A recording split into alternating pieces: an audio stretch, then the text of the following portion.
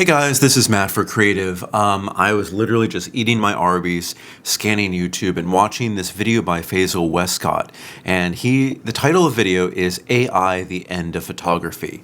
And not to spoil too much of the video, which I think you should watch for yourself, he goes through why AI art is not photography, it never will be, but it is the future. It's the future of literally everything. I just made another AI video on music when Timberland released versions of songs, let's say a Justin Bieber song, but instead sung by Kanye West in the style of Kanye West, because of course it wasn't him, and I thought that was extremely interesting. And I know everything is extremely divisive, but I had one thought. I'm a photographer. I'm a videographer. So what I do is a lot of street fashion. I take a model, we go through outfits on the streets of New York, we walk around, we get the shots that we need. I am a person who sprays out shots, just thousands of photos, as many as I possibly can, on as many cameras as I can, and I try to make this work. And I think what would be a lot easier is if we're doing things more professionally. I've always been a proponent of AI because I know it's going to boost creativity. It's going to boost production as well. And here's one of the ideas that I think is going to change a lot of the things is I usually choose one neighborhood, one outfit, and we go from there, and we get that little package, whether it be 500 to 1,000 photos, and we shoot every different angle, every different lighting style, every different thing that we possibly can. Those are my images. Those are my images along with the model and, and however we work the contract out with. Those are real images taken by me with the model, with the outfit, in the location that we chose. But here is something I think would make things so much easier. Imagine you can only be at this location at this one time of day. And maybe, let's say, you are traveling and you're meeting me in New York, and you come from Brazil, you come from Germany, and you're not here for a long time. You only have a brief amount of time where you want to enjoy the city, you don't want to shoot too much. And of course, why should you? This is the most interesting part. So let's say we go to Times Square. Everybody knows this location. It's not saying that's where everyone goes, but let's say we go to Times Square and it's an overcast day. And for some reason, there's no people in the background, and you wanted people in the background. So you line up your shots. You get everything just right. You do the makeup, you do the outfit, you line it up maybe against the angle that you want. Maybe you have them sit down to stand up, and you're like, okay, we've taken 500 photos here in this kind of like one location around an area, and just we kind of work with that. What I think AI would be really great at is, you know what? It was a cloudy day. I wish there was something we could do. Let's make it a sunny day. There were not so many people, or there was this guy in the background who's doing something crazy. Let's level out that background to be exactly what we want.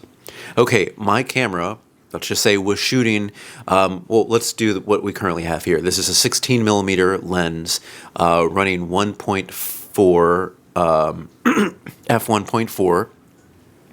What if I'm like, you know what, that background is a little bit too blurred for what I want. Let's reduce the amount of blur and bring back some of that distinction. And with some of the AI platforms that I've seen, that can be done with prompts alone. Imagine if you run 500 photos, immediately getting the angles of this model that you have, getting everything possible for this little area, and just kind of generate off that. That would make things so easy, because down the line, you're like, you know what, this was great, but the clothing that we brought, let's say a Zara coat, is not what's in fashion now. We can change that coat. Keep everything else the same, just change that coat, because these are photorealistic AI interpretations. Really look at Faisal Westcott's video, because he shows I think DALL-E 2, which looks more like a painter, has done it, but then he refers to another AI, which I forget, which has done leaps and bounds, like just with prompts, almost picture perfect, at least on my my screen here, which runs at like 1080p, watching YouTube kind of, like far away. If you're looking at it closer, maybe it's a little bit different, but I still think that only a year in, it's only going to get better. But this kind of packaging everything up and be able to choose, pick and choose, maybe just be like, oh, I didn't want this person standing up so high. Lower them a little bit. Get that kind of, is it parallax correction?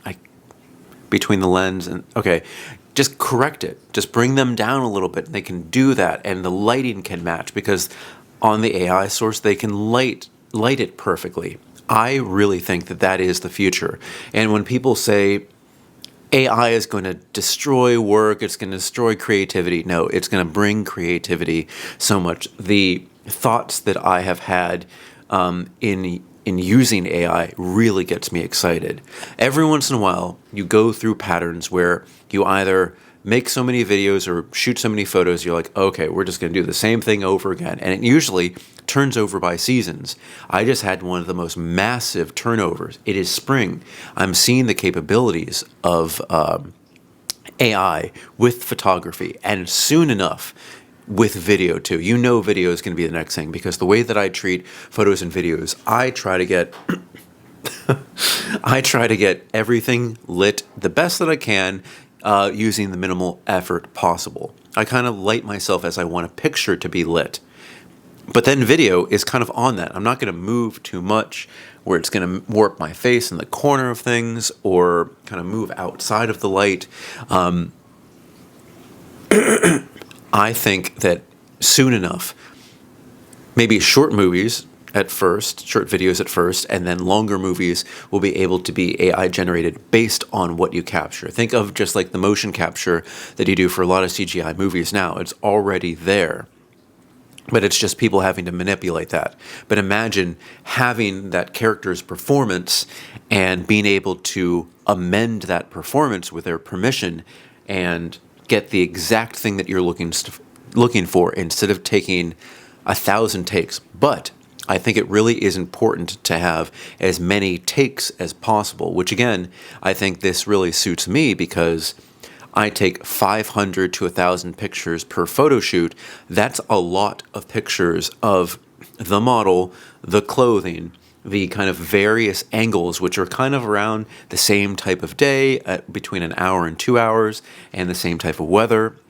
But then through that, I think it may, like, I may be completely wrong, but I believe 500 to 1,000 pictures can train an algorithm. It may take a little bit now, but in the future, it's going to be something that ends up like as an app on our phone, maybe even packaged with like Visco or something like that, where you can just be like, oh, you can just edit this. Because right now, when you edit a photo, you can already have like the little dragger, where if the plane was here, you can kind of adjust it a little bit like this. You can do many different things with this. And I think this is one of the most interesting things that's come out for a while. And I want this to happen. I do not have the capability to actually create these things. So this is why I'm putting this out there. I would like either this to happen on its own, or, hey, if anybody wants to partner with me, I have these ideas all the time. It's just now that I've been going into YouTube more that I want to release more of them. I'm happy to work with people anywhere, anytime. I love this stuff, and this boosts my creativity, and I hope it really boosts yours. And again, if this is something you just want to work on yourself, do it, because I guarantee this will first benefit the community of filmmakers and photographers. This will benefit you in terms of making a product that people will use and buy and support. It's good, and it's really where I hope that AI will go, the same way where if it's music being created with the permission of the artist and everybody in the process to amend things, which things are already amended, but maybe get an artist's likeness out there, which you couldn't have because maybe they're stuck in Europe and you can't get them here for that timely release. You can get their permission. You can get them like, you know what, take or version 5 sounds exactly like me. Let's go with that one. And they get their pay from it, because what's interesting is AI has been trained upon a lot of free content, which should have been paid for. But when you get one person generating all the content and then selling it to or being licensed to another person to run the algorithm through, that is really how you're going to get your money. And I think that's going to help out a lot. Hi, Ninja, where are you? But anyway, guys, this is my thoughts on AI in photography and filmmaking, in music, and basically in everything. It's only going to improve our lives, allow us to be more creative, allow us to be more productive, and if you're into making money, it's going to make you money too. All right, guys, put everything in the comment section below. Don't forget I'm on Instagram at M8B9. You can email me at matt8b9@gmail.com. Thank you so much for watching. I'm going to finish my Arby's. I need to take a shower, so I'll see you guys. Bye.